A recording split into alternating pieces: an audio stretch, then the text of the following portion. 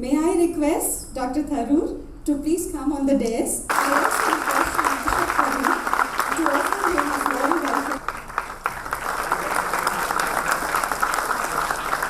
Welcome Dr. Tharoor to Ahmedabad and to HL College of Commerce. We look forward to an intellectually stimulating experience this evening as Dr. Tharoor presents the case for a presidential system in India. Thank you.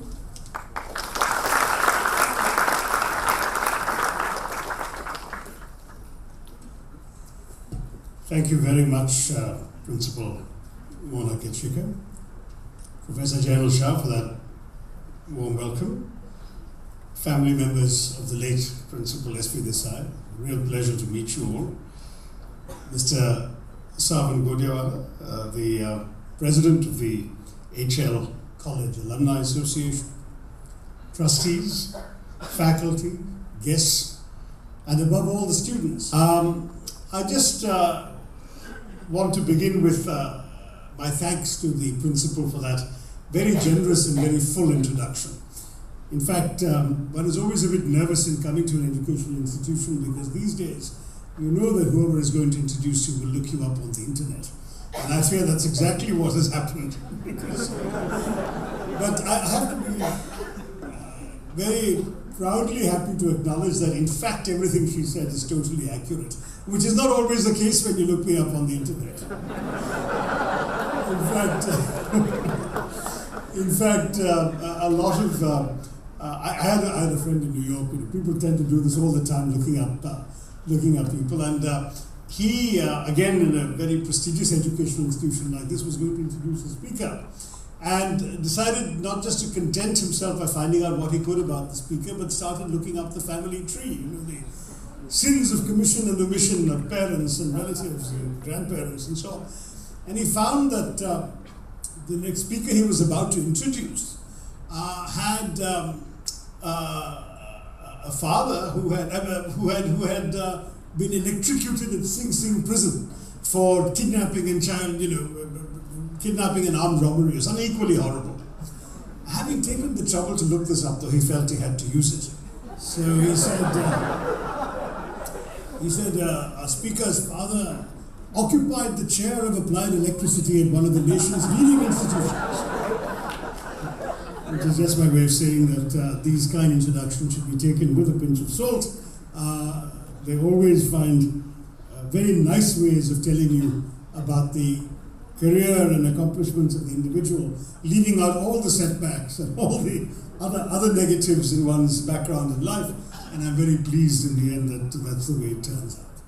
But we are here in honor of a gentleman of whom I think no negatives can be said, because I've heard so much about Principal S.P. Desai, one of the early Indian students at Columbia University, his spearheading of this college for more than 25 years as principal, which I think is a record that is probably unlikely to be broken, since he was principal from 1943 to 1969. And everything I'm told about him, that he was an extraordinary educationist, an ardent disciplinarian, but a man of great character, principles and ethics, as well as someone who was a voracious reader with a razor-sharp wit and a great sense of humor, which he used especially with his students.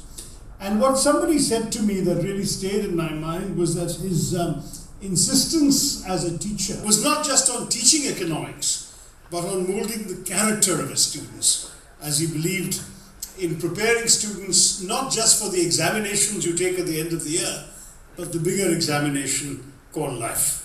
And I think if that is what one can say about Principal Desai, it is a confirmation that he left his mark on generations of students and graduates of this institution. Now, the topic that we settled upon, yes, it was a bit provocative. The case for a presidential system in India was not only inspired by the presidential way in which Principal Desai ran this institution, and I want to acknowledge his family's presence here at this occasion. There have been some very distinguished lecturers here who I'm sure have imparted a great deal of wisdom to the audiences over the years. Today I'm here to stimulate some thinking and reflection about a subject which has been buried for some time. And yes, don't stand everyone, there are lots of empty chairs. It seems silly that people are standing. Come around.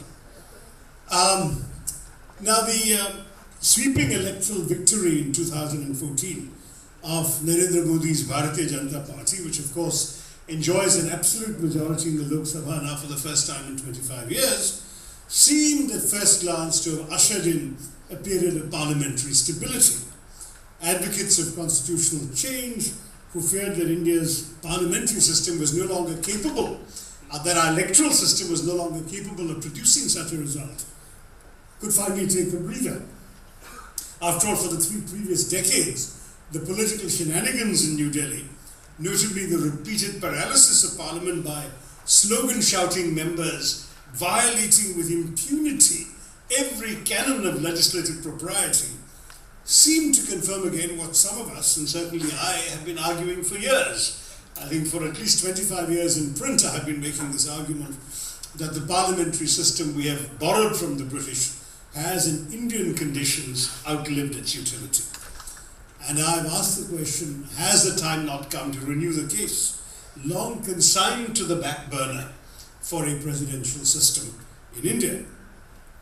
Now, with Mr. Modi running the country in a quasi-presidential style already, despite heading a parliamentary system, the question may seem absurd. But since nothing is permanent in politics, least of all the prospects of an indefinite parliamentary majority, the issue might still be worth examining. Now, the basic outline of the argument has been clear for some time. Our parliamentary system has created a unique breed of legislator, largely unqualified to legislate, who has sought election only in order to wield or influence executive power. Because in the parliamentary system, you don't get elected to parliament in order to write laws. You get elected to parliament to form the government. That's your objective. So it has provided this kind of result where you have lawmakers who are not interested in making the law for the most part. It has produced governments obliged to focus more on politics than on policy or performance, because they have to maintain their majority in parliament, since you need a parliamentary majority at any given time in order to survive. It has distorted the voting preferences of an electorate which knows which individuals it wants, but not necessarily which parties or policies. It has spawned parties that are shifting alliances of individual interests rather than the vehicles of coherent sets of ideas. It has forced governments to concentrate less on governing than on staying in office, and it has obliged them to cater to the lowest common denominator of their coalitions. This is why I believe strongly that despite the, I believe, temporary phenomenon of this election result, it is still time for a change. Let me elaborate. Every time that Parliament grinds to a screaming halt, the talk is of holding or avoiding a new general election. Let's patch together some sort of coalition. You have seen this particularly in the mid-90s. You had elections in 96 and 97, 98. You remember all that, 98, 99, I beg your pardon, 96, 98 and 99. And quite apart from the horrendous costs incurred each time you have to have an election, can we as a country afford to keep expecting elections to provide us with miraculous results when we know that they're all but certain to produce inconclusive outcomes and more coalition governments? As I said, 2014 being an exception. Isn't it time we realize the problem is with the system itself? Pluralist democracy is India's greatest strength, but its current manner of operation is the source of our major weaknesses. India's many challenges, and we all know the major challenges our country faces, require political arrangements that permit decisive action, whereas the parliamentary system increasingly promotes drift and indecision. We must have a system of government whose leaders can focus on governance rather than on staying in power. And at the same time, we have to look at what Indian conditions, after all, we've been operating our democracy for 70 years. How do Indians think and behave? That should influence our choice of the kind of system that we're in. I would argue that the parliamentary system was from the start unsuited to Indian conditions and is primarily responsible for many of our principal political ills. Now, to suggest this is political sacrilege in New Delhi, barely any of the many politicians I've discussed this with are even willing to contemplate a change. And the main reason for this is they don't think a change is feasible. I think even Professor Jainal Shah was saying, well, this is not going to happen. I said, no, it probably is not going to happen. But the whole purpose of an intellectual exercise in a university is to think the unthinkable also, and we should think about that. After all, the politicians' objection is that they know how to work the present system and they do not wish to alter the ways that they are used to functioning in. But our reasons for choosing the British parliamentary system are themselves embedded in history. Like the American revolutionaries of 2 centuries ago, Indian nationalists had, after all, fought for the rights of Englishmen, which they thought that the replication of the Houses of Parliament would both epitomize and guarantee. Yet the parliamentary system devised in Britain reflected the conditions of that country, a small island nation with electorates that were initially a few thousand voters per MP, and even today, less than 1 lakh of voters per constituency. So that system in the British context assumed a number of conditions which simply do not exist in India. It requires, first of all, the existence of clearly defined political parties, each with a coherent set of policies, preferences, values, interests that distinguish it from the other parties. Whereas in India we know that a party is all too often a label of convenience which a politician can adopt and discard as frequently as a Bollywood film star changes costume. The principal parties, whether national or otherwise, are fuzzily vague about their beliefs. Every party's ideology is one variant or another of centrist populism, derived to a greater or lesser degree from the Nehruvian socialism of the Congress Party. We have 44 registered political parties recognized by the Election Commission and a staggering 903 registered but unrecognized ones, from the Adarsh Lok Dal to something called the Womanist Party of India. There is a Womanist Party of India, take heart, gentlemen. But with the sole exception of the BJP and the Communists, the existence of the serious political parties as entities separate from the sort of big tent of the Congress is a result of electoral arithmetic or regional identities, not political convictions. And even there, I mean, after all, what is the difference between the political ideology of, let us say, Mr. Lalu Prasad's party, Mr. Nitish Kumar's party, Mr. Mulayam Singh's party? They're all variants of the Socialist Party. The only difference is that they are headed by different individuals. It's the individual who makes the difference, not the ideology. And even there, what on earth is the continuing case after the demise of the Soviet Union and the reinvention of China as a paradise of capitalism? What is the case for 2 separate, recognized communist parties in India and a dozen unrecognized communist parties? What's the difference?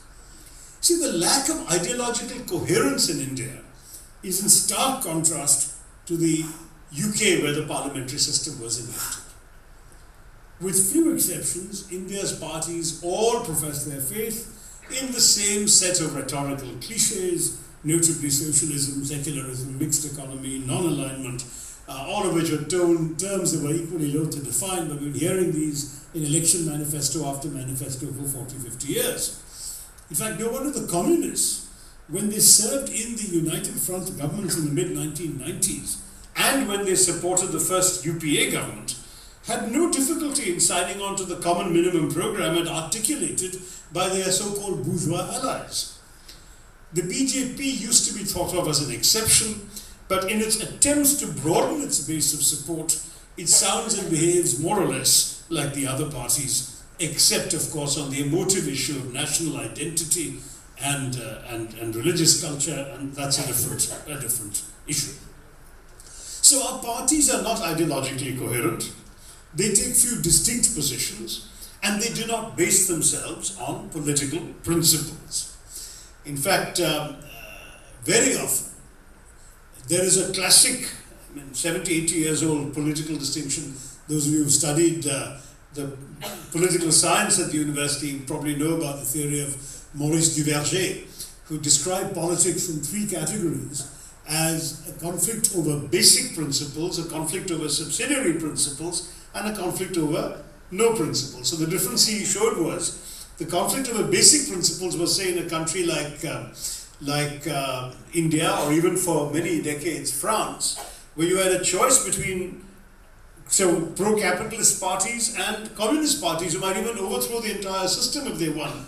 That's a conflict over basic principles. A conflict over subsidiary principles would be like the British system, where you've got varying policy preferences about, for example, the economy, but the basic structure of the state, including its welfare components, is accepted by all parties. So that's the conflict over subsidiary principles.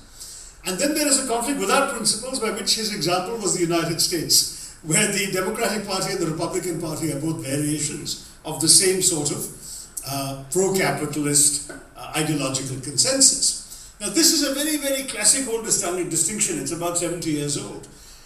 India was seen, as I said, as a conflict over basic principles, but it's no longer the case. Now the communists have come to power and gone out of power, and you see that they're not changing anything basic in the country. Increasingly the worry is it's a conflict without principles, that essentially it's a conflict about who gets to be in power rather than what to do with the power once they've got it. That, I think, is an extremely important distinction. Now, as organizational entities, therefore, the parties are dispensable and are indeed cheerfully dispensed with, or split, or reformed, or merged, or dissolved at the convenience of the political leaders. The sight of a leading figure from a major party leaving it to join another, or to start his own party, which would send shockwaves through the political system in almost any other parliamentary democracy, has been quite commonplace, even banal in our country. How many of our netas have left the parties that they belong to and either started their own party or gone to another party or whatever? In fact, one prominent UP politician, if memory serves, and I know who I'm thinking of, but I won't use any names today, has switched parties 9 times in the course of his political career. His voters have been more consistent that they voted for him, whatever the label was that he was sporting. At least until he came a cropper in 2014. But you know, the point is that voters in many states are already treating our parliamentary system as if it were a presidential one. In Bihar, the election campaign was voting for Nitish Kumar. In Delhi, it's Mr. Kejriwal. It's not really his party.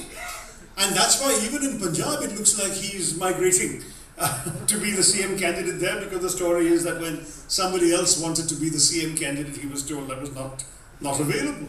In Bengal, it's Mamata Banerjee that you're aiming to vote for, not the Trinamool. The Trinamool is Mamata Banerjee. Or in Tamil Nadu, if you're voting for AIDMK, you're really voting for Jayalalitha. It's the individual who incarnates the party. Similarly in Orissa with Naveen Patnaik. And of course at the national level, what is the percentage of those extra voters that the BJP picked up who really voted for Narendra Modi and not for the BJP?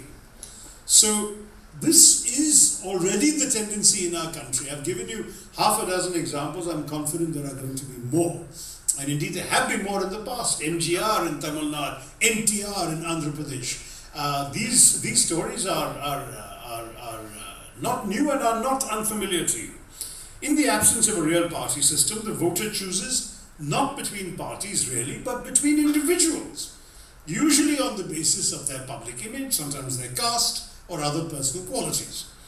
But since the individual is elected in order to form part of a majority that will create the government, party affiliations matter, but only for that reason, because of the parliamentary system, not because the voters like the party or the other candidates of the party. So voters are told that if you want Indira Gandhi or Narendra Modi as Prime Minister, you have to vote for this symbol. If you want Jayalalitha or NTR as your Chief Minister, you have to vote for this symbol. And they are actually finding themselves voting for someone else to indirectly accomplish the goal of seeing their beloved candidate as the Chief Minister or the Prime Minister. Now, is that logical? After all, it's a perversity only the British could have devised to vote for a legislature in order to form the executive. So much for the theory. And you know that whenever it comes to theory, I'm often reminded of an argument between two professors of political science, where one says, this particular problem, how we can solve this, we can do this and this and this, and we can solve it. And the other professor says, yes, that will work in practice, but will it work in theory? So that's the question we have here. The theory, I think, is pretty clear on my side of this debate. But the result of the profusion of small parties is that for nearly a quarter century, we've had coalition government. Right till 2014, we had coalition governments of a couple of dozen parties, some with just a handful of members of parliament, 1 or 2 or 3 members of parliament. And our parliament had not seen a single party majority since Rajiv Gandhi in 1989 until Narendra Modi was elected. As a result, for the longest time, India's democracy has been condemned to be run by the lowest common denominator, which is hardly a recipe for decisive action. The disrepute into which the political process has fallen, particularly with educated middle class opinion in India. I was told by Jainil, there are some auditoria in Ahmedabad which will not allow a politician to speak there. So I suddenly felt very, very small. But I can understand that disdain, if you like, and it's widespread. The widespread cynicism about the motives of our politicians, the values held by our politicians. This can be traced directly to the workings of the parliamentary system. Holding the executive hostage to the agendas of a range of motley partners is nothing but a recipe for governmental instability. And instability is precisely what India, with its critical economic and social challenges, cannot afford. The fact that the principal reason for entering Parliament is to attain governmental office creates 4 specific problems. First, it limits executive posts, cabinet appointments, ministerships, and so on, to those who are electable rather than to those who are able. The Prime Minister cannot appoint a cabinet of his choice of the best available talents. He has to cater to the wishes of the political leaders of several parties. Yes, he can bring some members in through the Rajya Sabha, but our upper house too has been largely the preserve of full-time politicians, so the talent pool has not been significantly widened. Very rarely do you have a case like Mr. Manmohan Singh, who was a respected professional and was brought into the Rajya Sabha because he was considered the best economist to be finance minister. Briefly, there was Professor M.G.K. Menon as science minister, again similar story, but such examples, which were relatively more common in the 50s, are now quite uncommon in our politics today. Second, it puts a premium on defections and horse trading. The Anti-Defection Act of 1985 was necessary because in many states, and after 1979 at the centre also, parliamentary floor crossing had become a popular pastime, with lakhs of rupees and many ministerial posts changing hands. In fact, if it hadn't been for that law, that lakhs would have become crores after a while. That now cannot happen without attracting disqualification. So the bargaining has shifted to getting the allegiance of whole parties rather than individuals. Given the present national mood, with the BJP enjoying an absolute majority by itself, such anxieties may seem remote to you. But I shudder to think what might happen after the next elections if we didn't have the anti-defection law, which itself, as I believe Jay Panda told you last year, has other problematic challenges associated with it, which we can address in the question and answer period if you like. Third problem is that legislation suffers. Most laws in our country are drafted by the executive, the government. In practice, that means by the bureaucracy. And the parliamentary input into their formulation and passage is minimal, with very many bills passing after barely any debate in the House. The ruling government or coalition will inevitably issue a whip to its members to ensure unimpeded passage of a bill, and since defiance of a whip itself attracts disqualification, MPs have no choice but to loyally vote as the party directs. I'll give you a number of examples. Let me give you one example that I myself was involved in. We had a pretty reasonable bill brought forward by the BJP in the last session, which involved an obligation to give an employee information about his rights in writing. This is particularly meant to protect factory workers and so on. Now, I tried to move a very simple amendment. I said, this is a very good thing, we should do this, but given the fact that many people in our country are either illiterate or semi-literate, even if they're working in a factory, let's just introduce the words orally and, 2 words, so that the rights are told to the worker orally and in writing. So there's no question that they don't understand what their rights are. Now, you can understand that if you're sincere about the purpose of the bill, what I'm recommending is a very reasonable and very simple proposal. In the old days, I'm sure the government of the day would have said, yeah, that's a good idea, we'll accept it. Today's culture is not like that. The BJP has a majority. Their instructions to their members are you vote to reject every amendment, however reasonable it may be or may not be. And sure enough, mine was put to a voice vote and all the BJP shouted no. Even though this was such an obvious common sense, simple amendment. This is the experience. There have been many, many other such examples that I have seen myself in my 8 years as a parliamentarian. The parliamentary system does not permit the existence of a legislature independent from the executive, a legislature that is capable of applying its collective mind fairly and freely to making the laws of the nation. So it's a genuine loss for our democracy. And apologists for the present system say in its defense that it has served to keep the country together and given every Indian a stake in the nation's political destiny. But that is what democracy has done, not the parliamentary system per se. Any form of genuine democracy would serve that purpose, and ensuring popular participation and accountability is vitally necessary. I have often argued you can't reduce democracy to elections every 5 years. It's what happens between those elections that truly reflect the content of your democracy, your accountability to the public through Parliament and outside it. What our present system has not done as well as other democratic systems might is to ensure effective performance because of these flaws that I have described to you. So the case for a presidential system of either the French or the American style has, in my view, never been clearer. The French version, by combining presidential rule with a parliamentary government headed by a prime minister, is superficially more attractive since it resembles our own system, except for reversing the balance of power between the president and the council of ministers. So in our country, the president is just a figurehead. He has to sign pretty much everything that is put to him by the cabinet and the prime minister. In the French system, it's the other way around. The president is more powerful. The prime minister is his appointee. Now, this is what the Sri Lankans opted for when they jettisoned the British model. But given India's fragmented party system, the prospects for parliamentary chaos distracting the elected president are considerable. So I would prefer an American or even Latin American model with the president serving as both the head of state and the head of government, because that may better evade the problems we have experienced with political factionalism.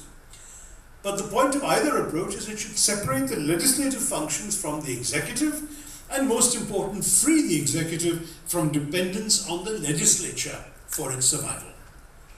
A directly elected chief executive in New Delhi, instead of being vulnerable to the shifting sands of coalition politics, which I saw at close quarters during my first term in Parliament when we had 22 parties supporting the UPA 2 government, such a government would have stability of tenure free from legislative whim. Because at the moment, as I said, given putting aside the exception we have seen after 2014, if you look at the last 25 years of governments, anytime a prime minister wants to put forward a policy, any coalition member can come and say, I don't agree with that. If you put forward that policy, I'll withdraw my support, your government will fall. We saw quite a bit of that in our recent political history. So that's the first concern I have.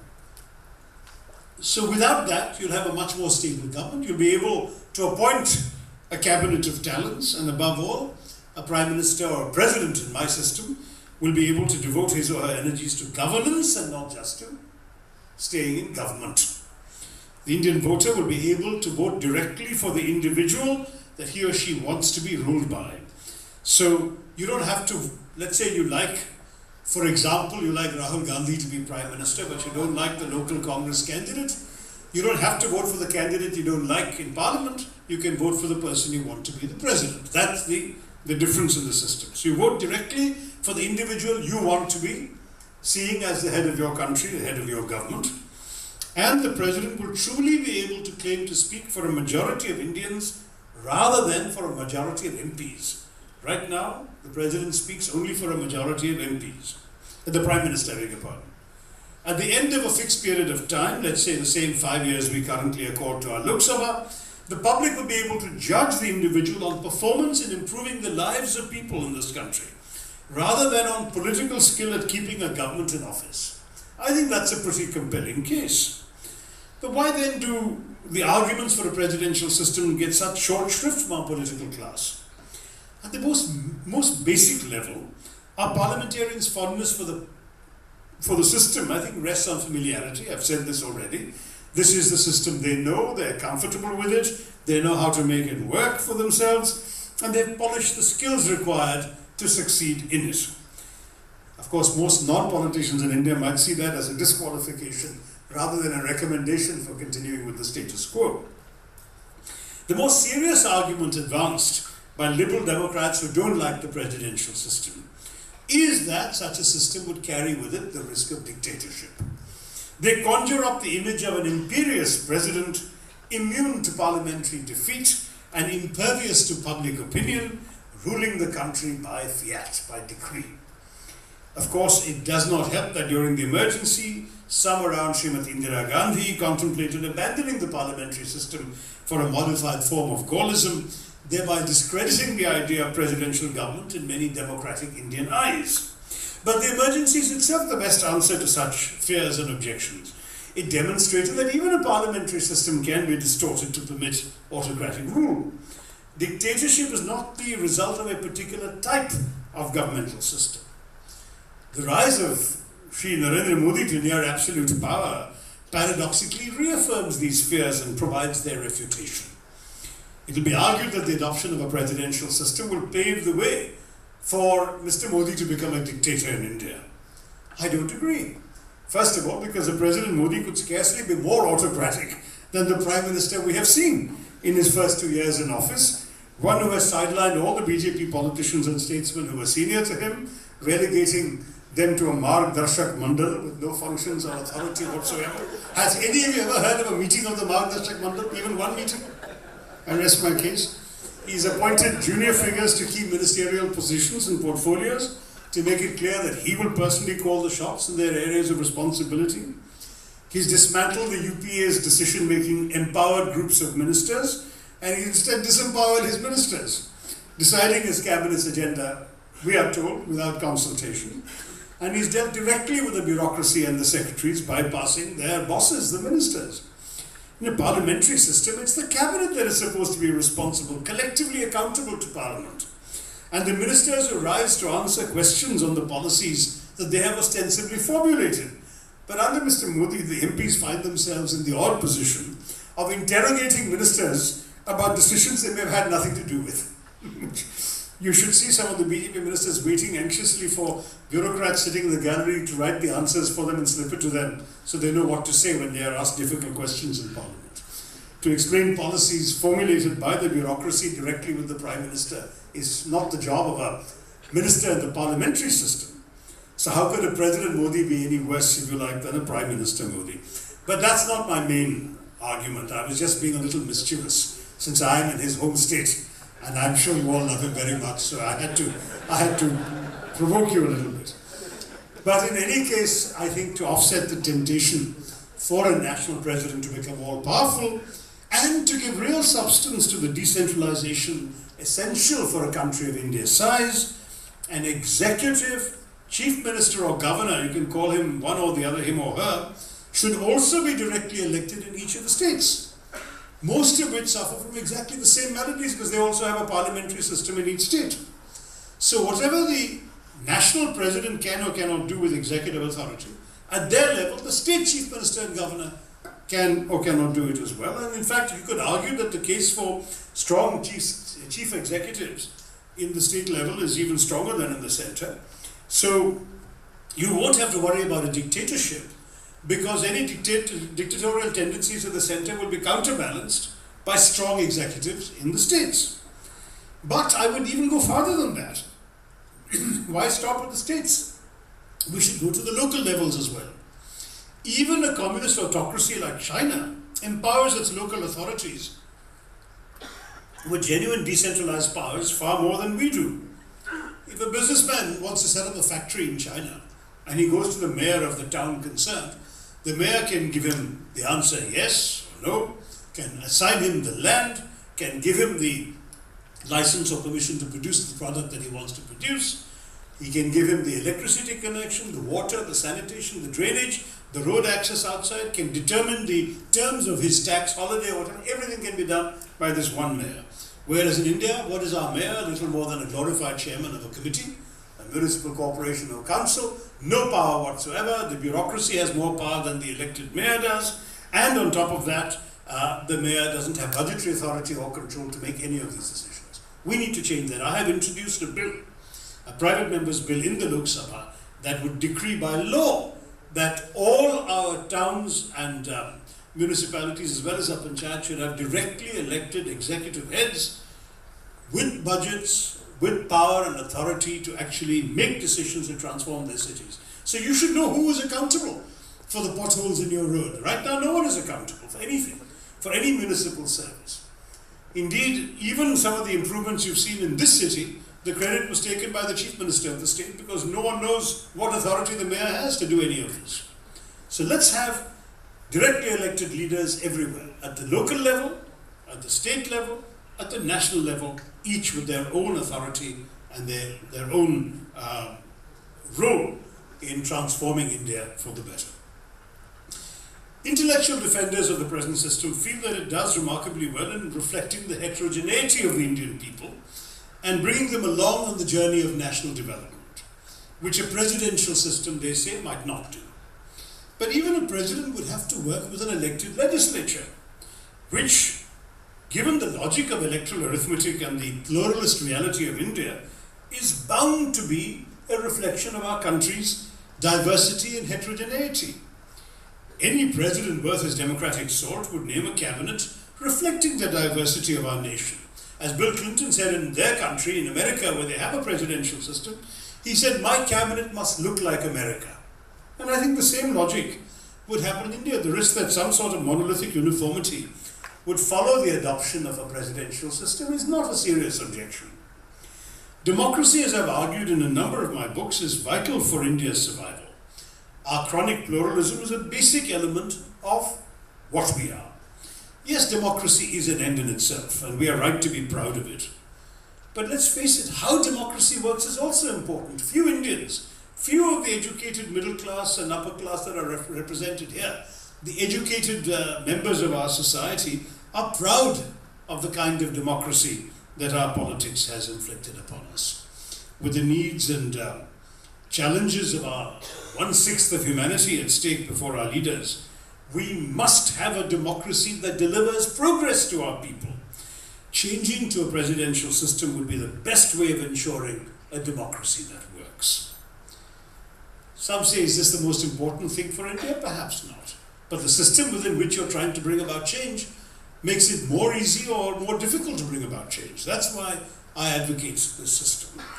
Dr. Ambedkar had actually argued in the Constituent Assembly, initially in favor of a presidential system. Finally, after discussions with all the others, particularly Jawaharlal Nehru and those who are fans of the parliamentary system, he said that the parliamentary system was preferred because it placed responsibility over stability, while the presidential system did the opposite. He didn't use the words accountability or performance, but I think the same logic, that the one gives you more accountability, the other gives you more performance. Which is more important? Now, is efficiency and performance the most important yardstick for judging our system? When the inefficiencies of our system have worked the way they have, India has been muddling through as a functioning anarchy, in the phrase of Galbraith, the former American ambassador here.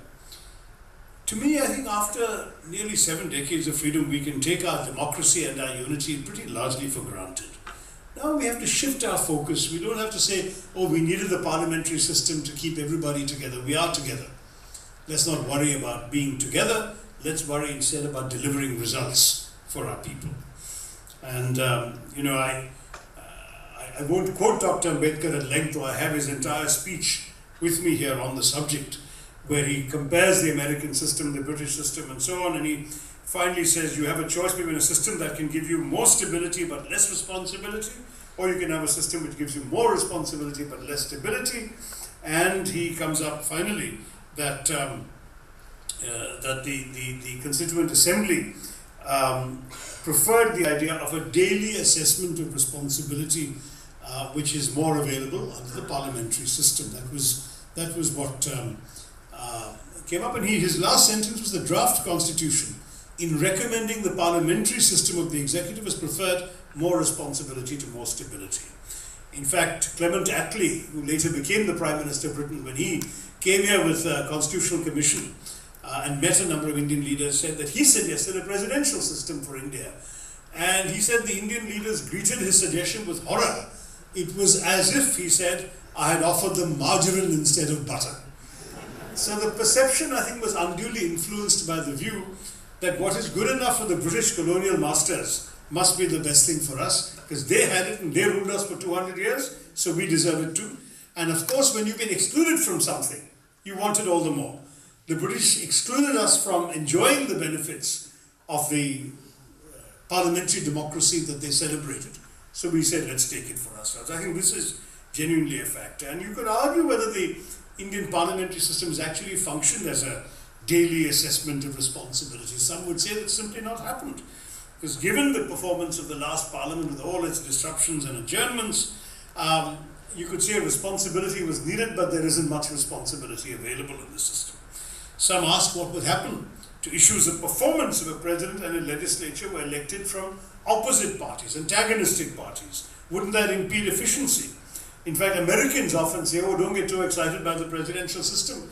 In our country, you have a president from the Democratic Party, you have a Congress, that is a parliament, dominated by the Republican Party, and as a result, there's complete gridlock, nothing works. But our country is not America. In our country, we don't have a two-party system where one party will just block the other party. You have a multiple-party system. In the era of coalitions that we have seen for 25 years, the chances of any party other than the president's winning both the presidency and a majority in the House and being able to block the president's plan, one party winning the president, the other one winning a majority in the House and being able to block the president's plans, are minimal indeed. Of course, if such a situation arises, it will test the mettle of the leadership, but that's precisely what leadership should be all about. In our country with dozens of political parties, my view is that what we'll have is a very different system from the US, because we'll have, even, and by the way, in the BJP triumph of 2014, 37 political parties made it to the Lok Sabha. 37 political parties. So what would happen if a future Indian president doesn't have a majority in parliament? An Indian presidency, instead of facing a monolithic opposition, would face 36, 37 parties in the opposition. So the president could create issue-based coalitions on different issues to get his laws passed. So on one particular law, you may find certain parties willing to support it. On a different law, on a different issue, you may find different parties willing to support it. But that creativity, which is unfortunately not possible for the American president in a two-party system, would be available to an Indian president in such a large multi-party system as ours. So it seems to me that by mobilizing different temporary alliances of different smaller parties from one policy to the next, we would actually have a much more exciting legislature, a much more interesting challenge for the executive, but at the same time, apart from the executive deploying persuasive skills to get legislation through, it would be the opposite of the dictatorial steamroller that some fear the presidential system could produce, and also the opposite of the gridlock that some fear that could happen, as has happened in the US. Now, what precisely would the mechanisms be for electing a popular president? How would they avoid the distortions that our Westminster-style parliamentary system has bequeathed to us? If that question occurs to you, in my view, I think we would have straightforward elections, probably a couple of rounds.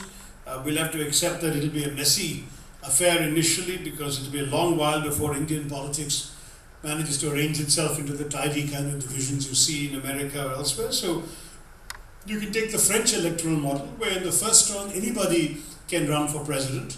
You might have some basic yardstick. Let's say that to be a nominee for president, you need the signature of, say, 10 MPs or 20 MLAs, or maybe even both. on your nomination paper, and then anyone can run. So the first round of the French election, you'll sometimes see 25 candidates. But at the end, only the top 2 will contest with each other, and whoever wins in the end will have to have 50% plus 1 to be president of the country. And that, I think, would do a great deal of good in our country. In the end, we'll certainly have to have 2 rounds, because even Mrs. Indira Gandhi, at the height of her popularity, never won more than 47% of the national vote for the Congress party, and Mr. Modi enjoys his crushing majority on the basis of a mere 31%. So he would have to enter a second round against an alternative voice, so the nation would really have an alternative to examine when you're looking for that presidential election. So the fact is that the other defeated candidates will throw their support and their supporters to one or the other of the top 2 candidates, and you then have a straightforward fight between 2 candidates. That's the way it works. The important thing is, of course, that a president will emerge from such a process who truly has received the support of a majority of the country's electorate, which at the moment no Prime Minister of India can truly say that he or she has ever had. Now, you could argue one more thing. Does not such a system automatically favor candidates from the more populous states? Is there any chance that someone from Manipur or Lakshadweep will ever win the votes of a majority of the country's voters? Could a Muslim or a Dalit be elected president? These are fair questions. But the answer surely is that their chances will be no better and no worse than they are under our present system. 7 of India's first 11 prime ministers, after all, came from Uttar Pradesh. And I think we all agree that Uttar Pradesh has no particular monopoly on political wisdom. But that's life. I mean, so perhaps a similar proportion of our directly elected presidents may also be UP Walas. We'll have to live with that if that's the way the numbers work out. But how does it matter? Most democratic systems favor majorities.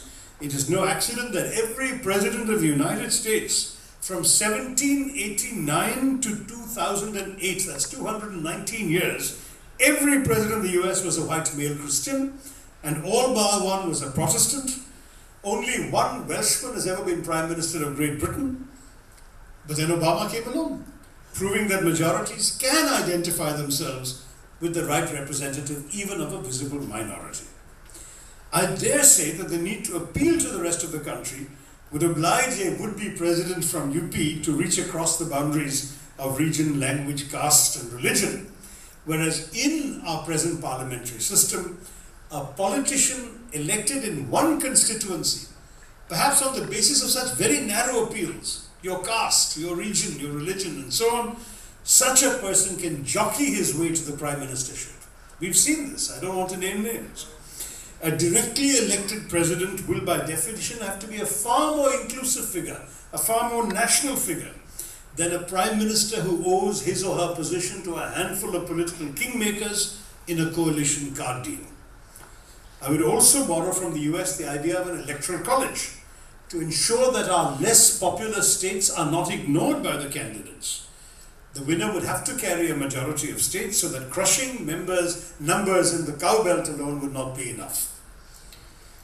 And why should the Indian electorate prove less enlightened than others around the world? Jamaica, which is 97% black, elected a white prime minister, Edward Seaga, in the 90s. In Kenya, President Daniel Arap Moi hailed from a tribe that makes up just 11% of the population. In Argentina, a voting population overwhelmingly proud of its European origins elected a son of Syrian immigrants, Carlos Saul Menem. The same phenomenon occurred in Peru, where former President Alberto Fujimori's ethnicity, Japanese, covers less than 1% of the population. The right minority candidate, in other words, can command a majority. To choose the presidential system is not necessarily to make future Narasimha Rao's or Manmohan Singh's impossible. Indeed, the voters of Guyana, which is 50% Indian and 47% black, elected as president a white American Jewish woman who happened to be the widow of the nationalist hero Chetty Jagan, a story with a certain ring of plausibility in India. Now, the adoption of a presidential system will send our politicians scurrying back to the drawing boards. Politicians of all faiths across India have sought to mobilize voters by appealing to narrow identities.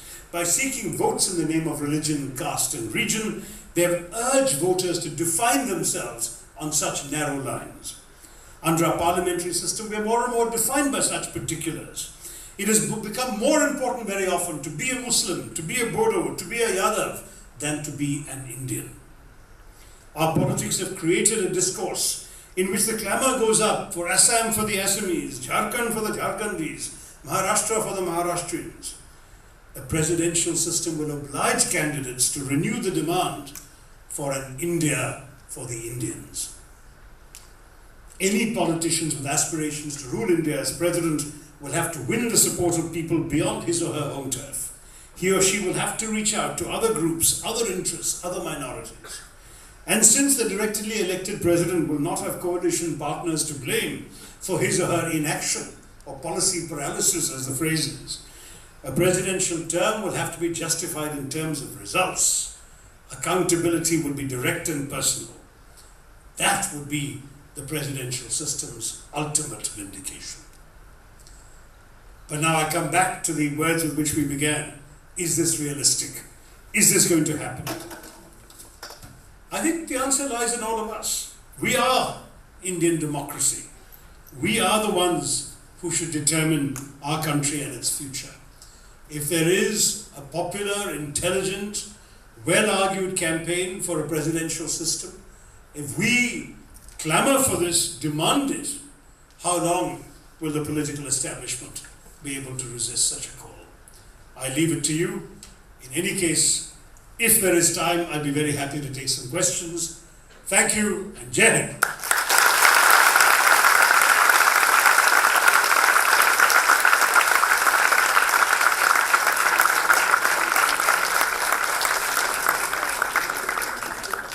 So, are there questions, General, from the audience? Yeah? If somebody would raise their hand, you recognize whoever it is, and I will repeat their question to the audience. Yeah. I will, Mukesh Patel. I'm a part of Ahmedabad University here. Dr. Tharoor, I think you've done a very good job of explaining why a presidential system may work better than a parliamentary system. However, I think one part of the equation that we need to address is part of the problem of the legislative system we have currently, the parliamentary system, is I would argue that a vast majority of the Indian middle class has disenfranchised themselves from the political process, which is why we have the mess that we do. Do you have any opinion on that? Totally. In fact, this is sorry. Should I repeat the main point for those who are watching on TV in the other rooms? The question by Mr. Mukesh Patel is that isn't the big problem with our parliamentary system that a large portion of the Indian middle class has disenfranchised itself from the political process? Not only do I agree with you, I have written this. There are many columns and essays in which I have argued this for the last couple of decades, going back to my book, India from Midnight to the Millennium, in a number of columns in my Times of India column, and then and the Hindu. And I've also, in fact, in my books, The Elephant, the Tiger and the Cell Phone, and India Shastra, which came out in 2015, I have developed this argument. I think that there has been a serious abdication of responsibility, and I can say this by people like us. I grew up a child of middle-class parents. My parents basically had the attitude that I suspect the majority of your parents have, which is that your job is to study, pass exams and get a good job, and it's the ones who fail the exams who can go into politics, right? That is the typical Indian middle-class attitude. The result is that for many people of this sort of background, we've ended up with political representatives we need to make excuses for rather than be proud of, because they represent a totally different sensibility. There was also a historical accident in our country. The nationalist movement, of course, attracted the best and the brightest in many ways, but naturally they transitioned into the governing class. And thereafter, with the inevitability of our social structure and its tendency where, the sons of dentists become dentists, and the sons of professors become professors, and the sons of Bollywood movie stars become Bollywood movie stars, in the same way, very often the political class replicated itself in the form of dynasty as the sons and daughters of politicians became politicians also. And then essentially what we had in our politics was either people who had descended from these great nationalist families, or you had people who were, by virtue of birth, big Maharajas, Nawabs and so on, who had a certain feudal allegiance of some voters, or you had what the Marxists would call the lumpen proletariat, the people who had nothing to lose and who saw in politics a means for advancement, because they didn't have the education or the skills to get themselves conventional jobs or rise in society, but they could use politics to climb up the greasy pole. And as a result, the one segment that stayed out was, as Mukesh Patel says, the middle class, which stayed out, went into the professions. They all became either lawyers or doctors, or certainly when I was at university, the big ambition for the best of the brightest was to join the civil services and become diplomats or bureaucrats. The IFS and the IAS were the lodestar ambition for the best students in India in the 50s, 60s, 70s. Now that is the transformation we've seen with the liberalization of our economy in terms of the professions they may be going to, but they're not venturing as much into politics. In fact, where the nature of the political class is changing has been in the way in which some of the dynasts, their children have gone off higher educations like you, studied abroad, in some cases even worked a couple of years abroad, and then come back to Indian politics with the advantages of their pedigree, but with a sensibility very different from their fathers and grandfathers who were in politics. And that has given us some very interesting new elements in our polity. But otherwise, I'm afraid I stick out like a sore thumb. There's practically very few examples in our politics of people who have had a professional career in another field and chosen to try and bring their experience, their worldview, their sensibility into the policy making and law making arena. And that, I'm afraid, doesn't do me a lot of good, because my back is still perforated from all the knives that have been stuck into it over the years. But also because, it is said that the first head that sticks itself up above the parapet in a war is always the first head to get blown off. So I've had to take a few shells in my time. One optimistic answer before I end on such a gloomy note, Mukesh, is that as the electorate gets more educated, as the middle class grows in India, I believe they will in turn start demanding more of the politicians, and you will start getting a different breed of politician, including more people, that is maybe some of the young people who are studying today, will consider politics a worthwhile thing to try, rather than just going into the professions. Because, let's face it, if you look around, our country is very different from others. In America, if you look at the presidential candidates of the last 11 elections, over 80% of them went to either Harvard or Yale, the two best universities in the country.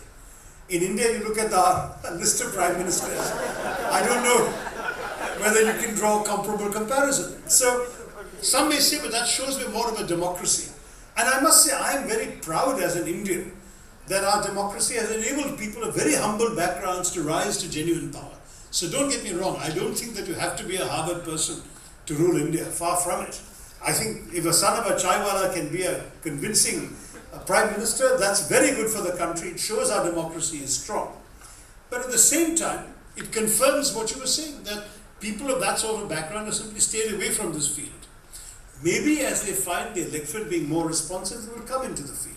And the electorate is changing. Let's not forget, and again I won't name the individual or the state, he's actually an ally, but there was at least one famous candidate who won 2 successive chief ministerial elections, not by making any policy pronouncements, but by basically arguing, isn't it time that people like us were in power?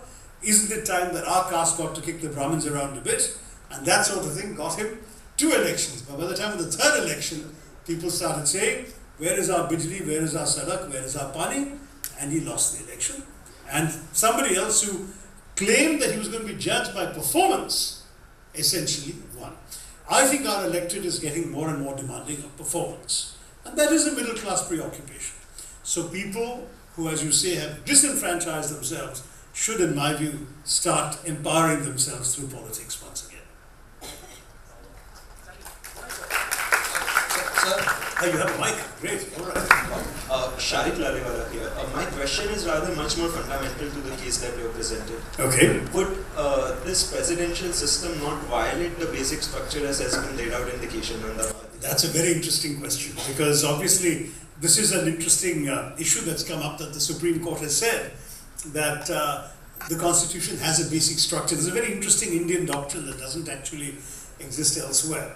And the Supreme Court has basically said that any change that violates the basic structure will not be acceptable.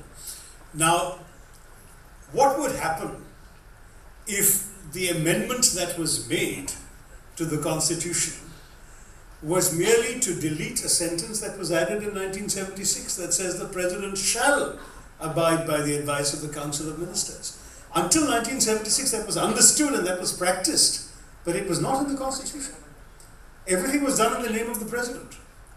So strictly speaking, you could have interpreted the Constitution right up to 1976 as permitting real power to be given to the President, and then by a separate legislation you would change the way the President is elected. So instead of being elected by the state assemblies, you would have the President elected by the public. Clearly this is a ground for legal debate. Somebody, maybe you, Shahid, will go to the courts and say this is unconstitutional, and some judges will have to pronounce on it. But honestly, if there is a massive national mood in favor of such a thing, and there were a proper constitutional convention, or the parliament of the day was converted to a constituent assembly for the purpose of rethinking the constitution, then certainly something would be possible. But don't forget, in other countries, other genuine democracies, Sri Lanka is a genuine democracy. Such changes have been made. They've gone from a parliamentary system to a presidential one. So has Pakistan, but Pakistan's claims to democracy are somewhat more tenuous. But the fact is, you can do that. You can switch systems, and I think as long as India remains a democracy, I would be inclined to argue to the Supreme Court that the form of the democracy is not part of the basic structure. It is changing from a democracy to a non-democracy that would be a violation of the basic structure. But there will be some good arguments. Sir, Warren Buffett would Sorry, say... where are you? Okay. Right at the back, okay. Sir, Warren Buffett would say that integrity has to be given a place above intelligence. Because he who is without integrity, let him be dumb or else he'll end up making scams. And sir, precisely you would not find Ambedkar saying in his speech, because he precisely was not over here to see that how our politicians lack both those things severely. So my question is, can we really trust so much power in the hands of such men, especially keeping in mind the fact that it's becoming increasingly hard to survive being a good man in Indian political system? That's a very, very fair question, and it goes to the heart of our national character rather than to the structure of a political system. In fact, I would argue that in most presidential systems there are term limits. For example, in America, you can only be elected twice. In many Latin American presidencies, you can only be elected once. No re-election is legally possible. So if you were to have either one single long term of 6 or 7 years, or two possible terms of 5 years, you actually would have less risk of somebody arrogating power to himself or herself indefinitely than in the parliamentary system, where as long as you have a parliamentary majority, you can carry on for a long time. We've had a prime minister for 17 years, we've had another prime minister for 11 years. There is no question that in our system, I beg your pardon, 11 years plus 3, so 14 years was Mrs. Gandhi. So parliamentary system has absolutely no limits. It's just a question of commanding a majority of parliament. You could argue that one way of anticipating the election of somebody not deserving would be the term limits. But let me add one more thing. You're forgetting the level of scrutiny now that is possible of individuals through the mass media, social media, and the public attention that's available. If you had the kind of system I'm describing, you have an extensive national campaign amongst dozens of candidates, 2 people emerge, there's say 2 weeks between the first round and the second round. Can you imagine the intensity of the scrutiny that would be made available? And can you then imagine that the Indian public would really put a chore in office? I hesitate to believe that's going to happen. I think that the more rigorous the system, the more the demands we make of the incumbent, the more performance becomes the criterion, the greater the likelihood of attracting the right sorts of people and of the electorate knowing enough about the person to choose the right person. In any case, it's a lot more than we have right now. Right now we go to the polls not knowing who's going to be Prime Minister. We're actually voting for Mr. X or Miss Y in one constituency. That's all we've got. Then that person is supposed to contribute to deciding who will be the Prime Minister. Take by comparison the American system, where the person, the voter, is voting for his or her member of Congress, is voting for the Senate, because in our case the Rajya Sabha is also elected by the Assembly, not by us, is voting then for the President as well. That kind of power in the hands of the voter is what will give us the biggest security, and we need to give that kind of power to our voters too. Hello. Hi. My name is Rohan Maheshwari. Your mic is not working, Rohan Maheshwari. Sure. So it was a very intellectually stimulating address. Thank you. And one of the questions that emerged is that India as a country is plagued with policy paralysis, right? And we talked about how the current scenario is pseudo-presidential. We talked about issue-based coalition working on issues separately, right? So how can a case for a presidential system in India address effectively the policy paralysis which the country is undergoing, and we can actually come to consensus, like the both houses of the parliament can come to consensus for something that is right, and not the parliament taking its job, the opposition taking its job too seriously and opposing everything that is proposed to them. But that's exactly what my speech was about.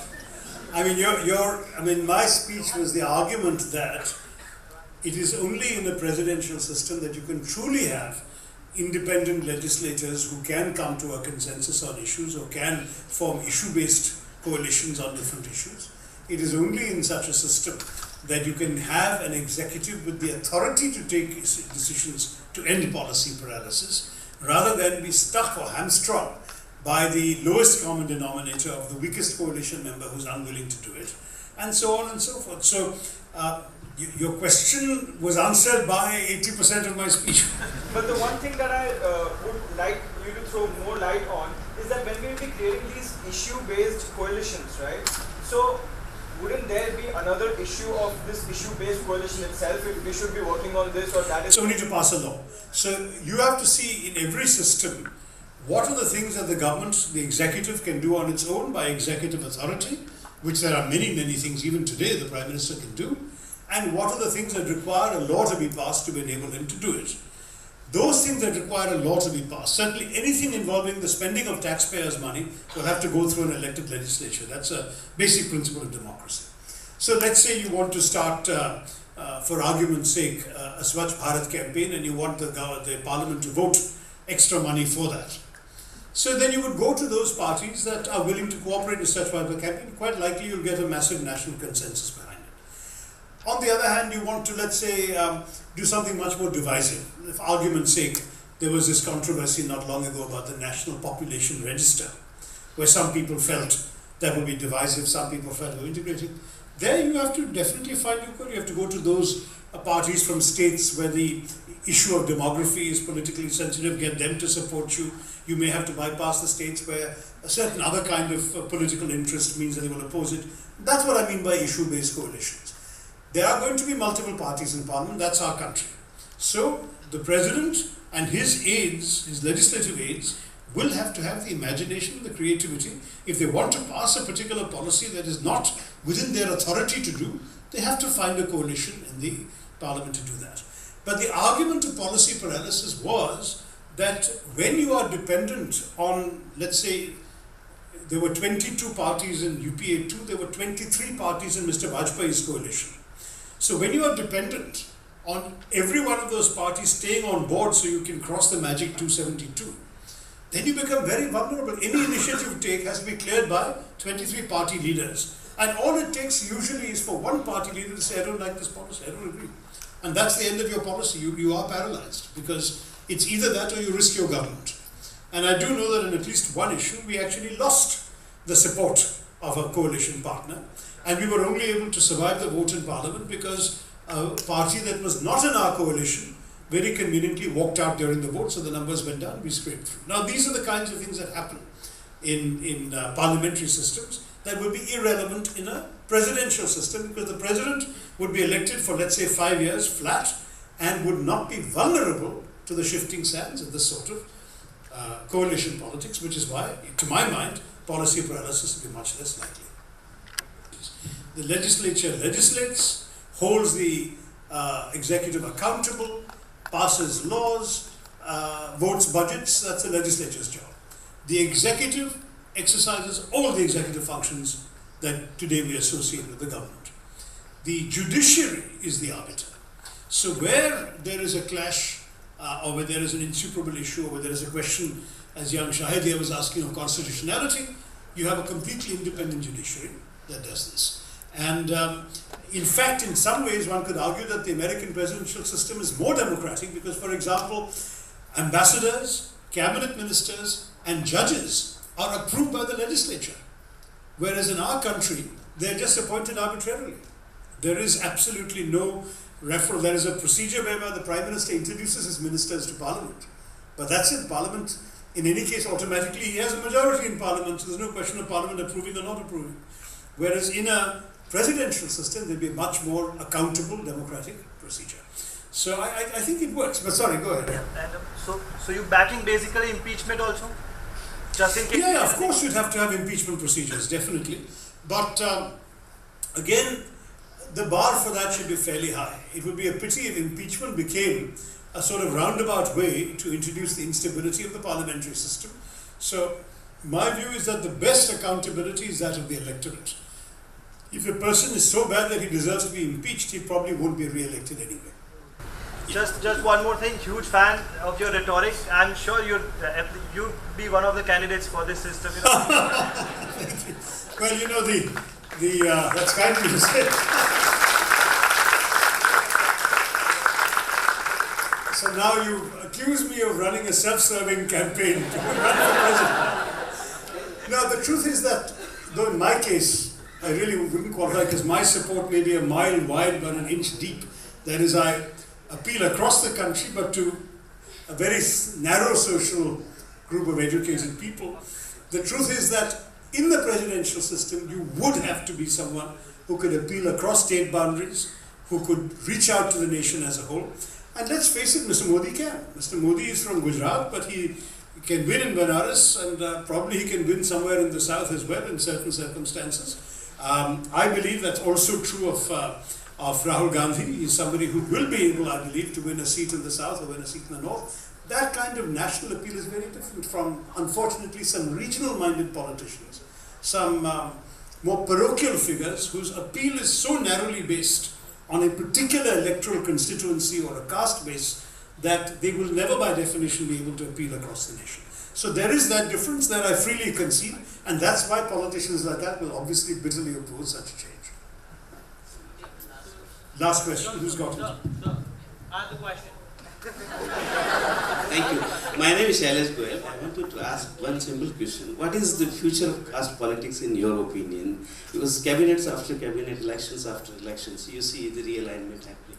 And the cabinets being balanced out of the caste politics rather than the ability or the talent actually.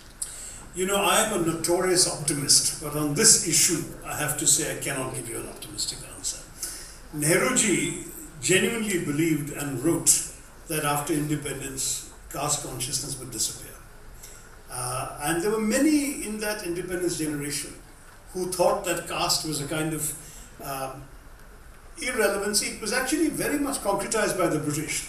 My forthcoming book, An Era of Darkness, the British Empire in India, which is coming out in November, has a section in which I have gone into the latest and most detailed research on caste. Caste was actually less prevalent as a fixed marker of identity before the British Raj. It was, the caste system as we know it today is a creation of British colonialism. That's the irony. In that they systematized and concretized identity markers in order to classify, control, order and rule. They did so in their interest and on the basis of their understandings which served their purposes. But until then, caste identities had been much more fuzzy, to use an academic word, not in the layman's sense of the term, where the boundaries between identity markers were much more shifting and they changed across geography, space, time, everything. Somebody, for example, who was a Shudra in one principality could tomorrow get up and move to another village and start a new life and acquire a new identity. entire castes or subcastes could move up the social ladder, M.N. Srinivasa's theory of Sanskritization. There were so many different examples of, even across religions, forget just caste, of similar practices, social practices, practices of worship and so on, some of which still linger in our country, but less so. What has happened, ironically, as a result of democracy, is that this pernicious system, introduced, concretized, worsened, solidified and congealed by the British, has actually turned out to be a superb vehicle for us in our democracy to mobilize voters. So politicians saw in caste an excellent vehicle for identity politics. I was told a story, I think Jainil will forgive me for repeating it, about Principal S.V. Desai, that he was once approached by a student saying, "I'm from your caste, please admit me to your college though I don't have the marks." And he said, "If you're from my caste, you can come and ask for my daughter's hand in marriage. I may say no to you, but you're not going to get admission on the basis of caste." Now, if that is the kind of attitude that his generation had, today it is much less true. Today, for example, my parents were from that nationalist generation. My father was somebody who dropped his caste name when he was in college in the 1940s. Gandhiji had said, don't have caste identity, so he took him seriously, dropped his caste name, and used his, what we call in Kerala, the house name, as his surname. That father of mine never let me know what my caste was. I've written about this in India from Midnight to Midnight. I was about 11 years old when somebody in school, rather famous individual, who went on to become a famous Bollywood movie star, asked me point blank, "What is your caste?" And I didn't know. And he said, "You're not a Brahmin or something?" And I said, "I didn't even know if I was a something." So then I had to go back to my father, find out. That was that generation. That my parents never once commented upon the religion, the caste of the friends who were coming home to play with me. Later I realized, looking back on their names, what an astonishing diversity of friends I had. But at that time I wasn't conscious, and my parents and their generation didn't want you to be conscious. Those days are gone. Those days are gone because caste has become an instrument of claiming allegiance. It has also become an instrument of claiming advantage. One of my uncles by marriage rather memorably said to me in a line I quoted in one of my books, "These days you can't go forward unless you're a backward." I mean, that is the sort of...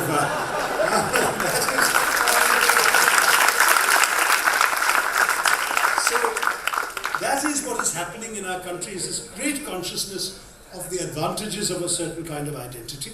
And when that also translates into votes, it gets very difficult to shake off. So I am not optimistic about the future of a caste-free future in our politics. Maybe it will change with greater education, greater time and so on, but my fear is it will take a while. Sir, I have a question. Yeah, quickly, before he comes and says the vote of thanks. Thank you so much. Sir, my question is based upon two premises. The first one is an American one. Senator Ted Rowdy in the US Senate gave a speech that if the president can change some laws, can he change all laws? And if a president can incorporate specific parts of one law to specific people, can it benefit everyone? Now that is something that has actually happened in the Russian Federation. President Vladimir Putin, he was first the president in 2000. Then he became the prime minister, and the power was shifted from the president to the prime minister, and then back again when he became the president. Meanwhile, the power was transferred to Dmitry Medvedev. So do you think that something like that could happen in the Republic of India if we go for a constitutional change? This was also a constitutional change, so something similar according to those lines. Thank you so much. Okay, so the Russian system, don't forget, is a much, much younger, more recent democracy than ours. They have had a form of democracy for less than 20 years, and many would argue that it has been somewhat lacking in the kind of democratic content that we have here. Certainly, election results for some time have been completely predictable in Russia. There's been no real surprise in any of the outcomes.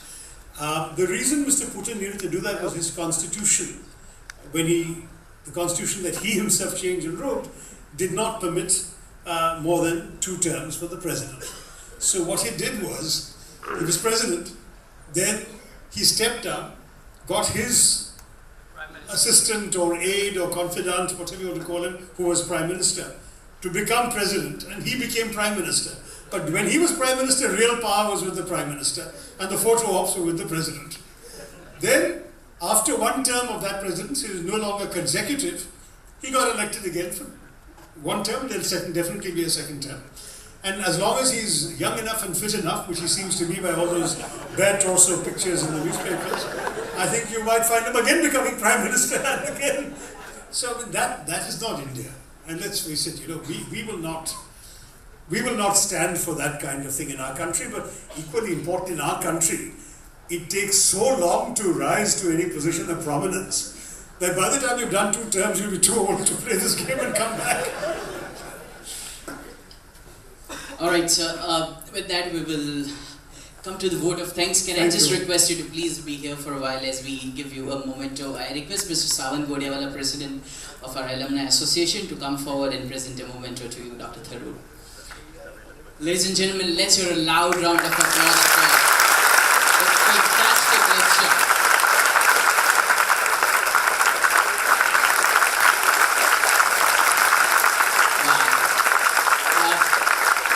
All those at the back, can I request you to please hold on for a moment? We will propose a vote of thanks and then sing the national anthem. But sir, as you are here, let me just set the tone for the vote of thanks. It just took less than 18 hours for Dr. Tharoor to say, yes, I will deliver this lecture. And not only that, he went a step further. He stepped further and went on to propose the topic despite all his travels and parliamentary commitments as an author and everything. Sir, to do this shows your commitment for the academic institutions, the educational setups and the youngsters, and we want leaders like you to repeatedly coming to the educational institute. Thank you so much.